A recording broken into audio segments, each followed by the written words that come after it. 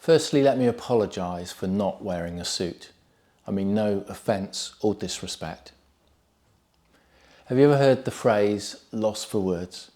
When something happens that leaves you speechless and unsure how to respond. Well, this week feels like one of those moments. You probably don't have to think too hard to know what I'm referring to.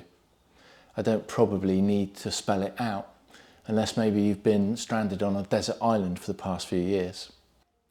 Not only do I struggle to find the right words, but I also feel incredibly small and powerless, unable to make meaningful difference. This feeling is intensified by the emotions that I'm experiencing inside, ranging from anger to apathy and even the urge to do something drastic.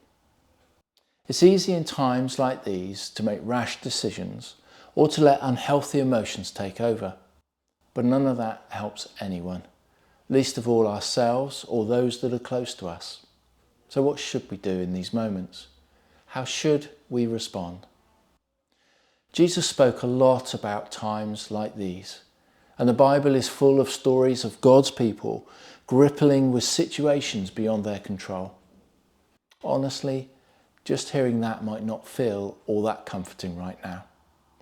I spend much of my life discussing the importance of my Christian faith, and over the years I've walked with many people through incredibly tough situations. I've also faced some myself. In those moments it can feel devastating. Most of us in times like these long for something like a magic wand, a way for everything to change instantly, for the pain to just go away. But as hard as it is, that's not usually what happens.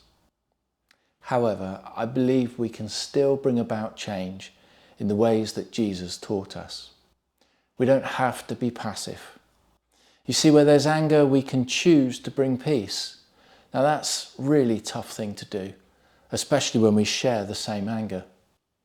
In moments of fear, we can find confidence in God, trusting that even when we don't understand what's happening, He is always present and ultimately in control. And when our instinct is to criticize or attack, perhaps we should pause and think about how we might bring positivity instead.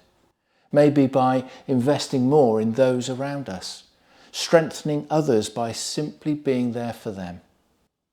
While we might not be able to change the course of world politics, how we respond and how our responses affect those around us is something we can all influence in a positive way.